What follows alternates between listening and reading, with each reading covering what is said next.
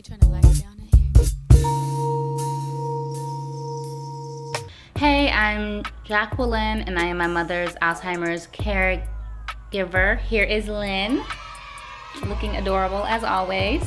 By the way, I stutter. I just like to tell people that before we start, so now you know. And today we're switching it up a bit. Instead of me doing an activity from the book, today I'm going to go over how I bathe my mom.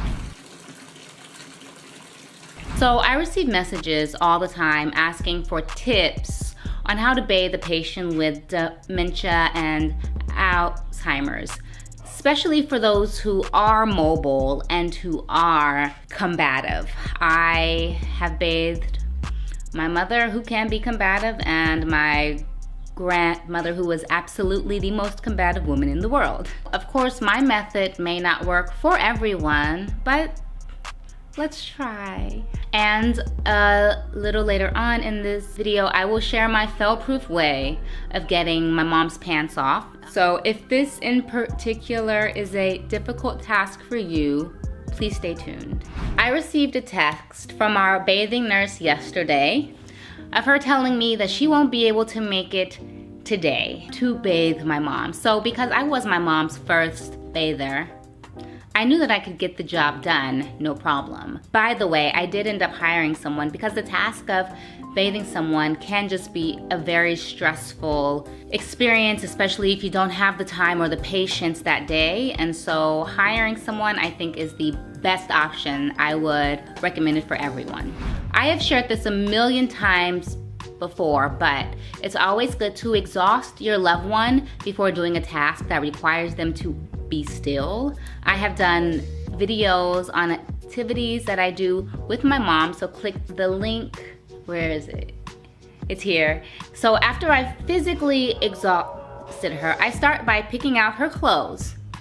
Sometimes having her help me pick out her clothes before the bath will make the process of putting her clothes on after much easier. So I like to, have her help me so that we can make it fun. So next things that I do, and I do them in this order: turn on the heater, run the water, add bubble bath, because that makes it fun and it's visual and it's tactile also. These are all the easy tasks. These are probably the easiest things that you will do when bathing a combative senior. Prior to all that, I keep the bathroom door closed to keep her from going inside. It keeps her from seeing what is going on. That way, she's not like worried about, oh no, I'm about to take a bath, and she won't hide. So I keep that door shut. It also keeps the room warm. We have a shower chair that we keep in the tub for me to use because I sit and I pretty much keep her company while she's in the tub. Once we do get inside of the bathroom, I have to lure her in sometimes. Sometimes I have a snack or we sing. Then I turn on soothing music. I notice that sound keeps my mother very occupied. She'll either dance a bit, move around. It just helps her to take her mind off of what is going on. So other caregivers message me all the time asking how I give my mother baths because their loved one is very aggressive. Well, at this time, my mom can be also. So I start making sure to warm my hands. I either put them in the tub water or I warm them on the heater. I think having a heater is very important because once she does take off her clothes, you don't want her to get cold because, she'll quickly want to put them right back on. You don't want that. Once you're in the bathroom together, we start on dressing. So here is the one technique that I use to take my mom's pants off. I have not mastered every single technique, but this one has proved to be very simple. What you do is you give your loved one two objects to hold in either hand. While both hands are occupied, pull their pants down. This also works for underwear and adult diapers. It's quick and it's easy and it happens in the blink of an eye. Before they even know it, they don't have them on anymore. Pants on the ground, pants on the ground. So I haven't figured out an easy way to put the pants on yet, but soon as I learn how to do that, I'll make sure to let you know as well. So once my mom is in the tub, I of course let her test it out. I make sure that it's not too hot or too cold or anything, because I give my mom baths all the time. I know how to make it perfect for her. Making sure that you test that is really important. But once my mom is in the tub, I give her a loofah. I personally like loofahs specifically for her because they create more suds, which are a visual cue to begin and to continue washing yourself. As long as there's suds, as long as it looks like there's soap, she'll just keep on rubbing it all over. Once mom is in the tub, we talk, we play music, we sing.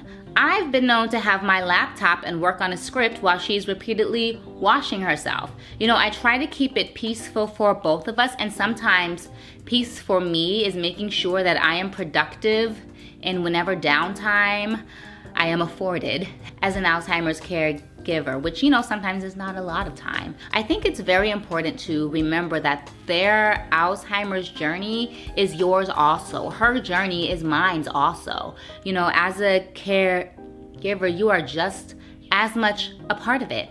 And if sending an email or two while they sit in the tub soothes your soul, which it does mine, then so be it. You have to think about yourself just as much as you think about them. So now that we've sat in the tub, played some music, I usually do a final wash up myself, making sure to get any areas that she may have missed. But it's really important to, let her be able to wash herself up.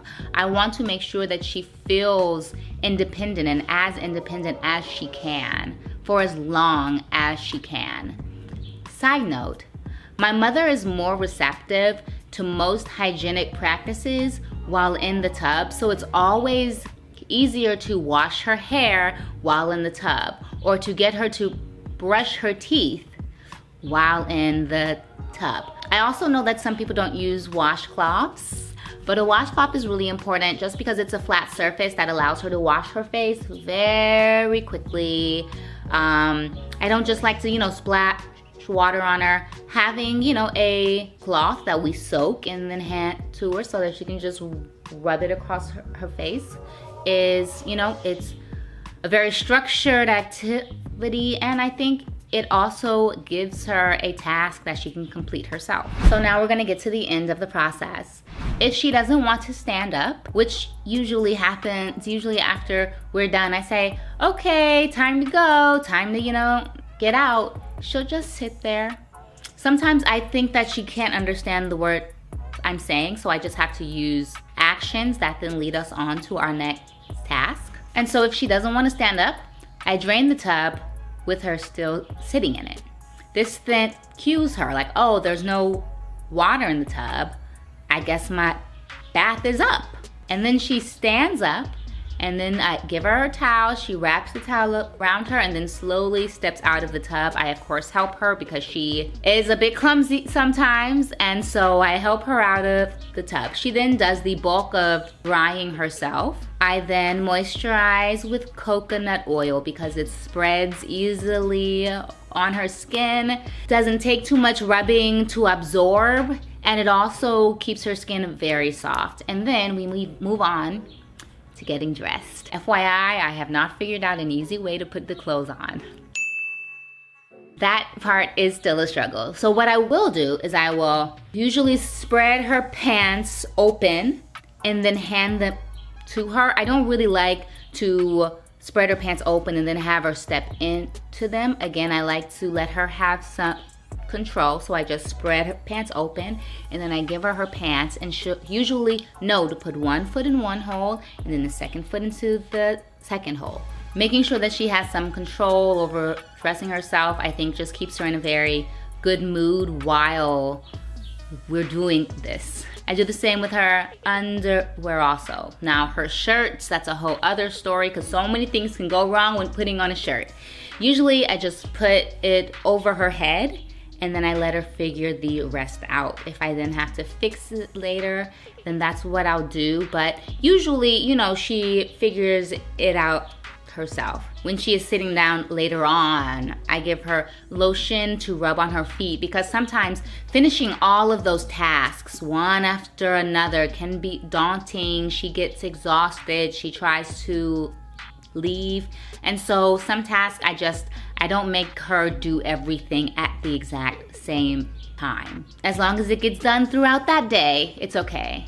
Working to keep bath time stress-free is what's most important overall, because then they are likely to not fight as much when the next bath rolls around, which is always the next bath because we're humans and we have to bathe. That's pretty much what I do. I hope this was helpful. Usually after we eat, she has a snack. She's happy because she's clean and she feels good.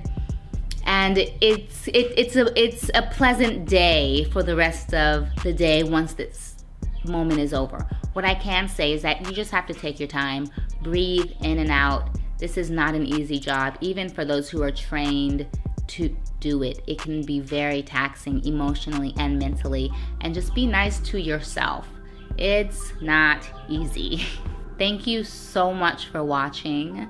If you do like my sweatshirt or are interested in any Alzheimer's or dementia awareness merch, please visit momofmymom.com. Let me show you my sweatshirt. Isn't it cute? It's my mom and I. We're adorable.